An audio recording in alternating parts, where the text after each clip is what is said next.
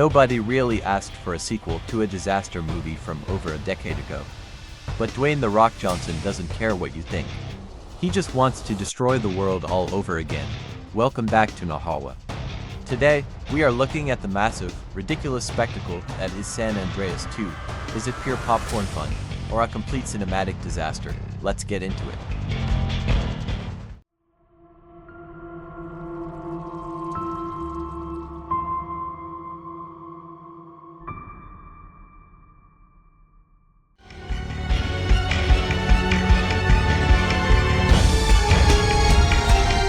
So, what is the setup this time around? Ray Gaines is back.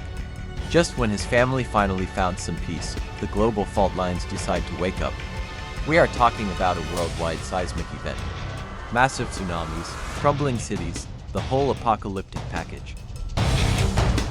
Now, let's talk about the box office context. Because the financial side of this movie is actually fascinating. The first film was a surprise massive hit. But this sequel came with an absolutely bloated budget of around $200 million. It pulled in roughly $450 million worldwide. For a normal movie, that sounds great. For a massive blockbuster starring The Rock, it is actually considered a financial disappointment. It barely broke even after all those heavy marketing costs. It really proves that global audiences might finally be getting a little tired of mindless CGI destruction.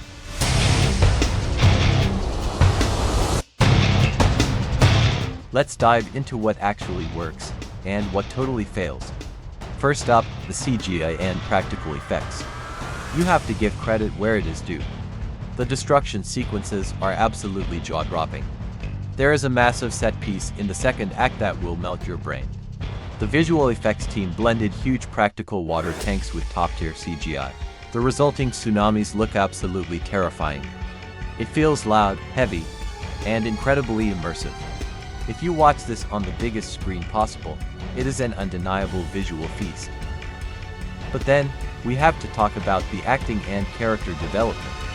And honestly, it is exactly what you expect. Dwayne Johnson is just playing Dwayne Johnson. He flexes his muscles, he drives vehicles out of falling buildings, and he stares intensely at the horizon. The family dynamic feels completely recycled from the first movie. There is almost zero emotional weight here, but let's be real for a second. You didn't buy a ticket for Oscar-worthy dialogue. You came to see The Rock literally punch an earthquake. And on that front, he absolutely delivers the necessary action hero charisma.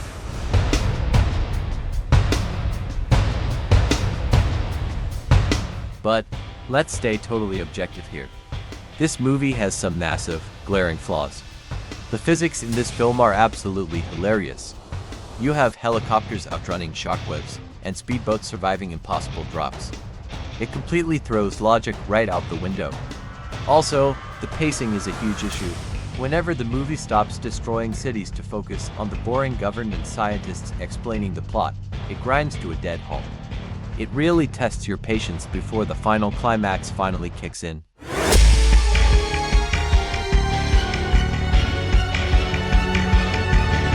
So, what is the final verdict? San Andreas 2 is loud, ridiculous, and completely unnecessary. But it is also undeniably entertaining if you just turn your brain off for 2 hours. It delivers exactly the kind of big, dumb action spectacle you expect. I am putting this firmly in the guilty pleasure tier. I give it a solid 6.5 out of 10. Wait for it to hit streaming, grab some popcorn, and just enjoy the ride.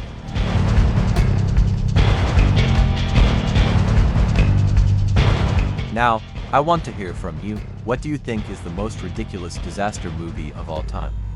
Let me know your thoughts down in the comments below. If you enjoyed this breakdown, please hit that subscribe button. Keep it locked right here on Nahawa. And I'll see you in the next one.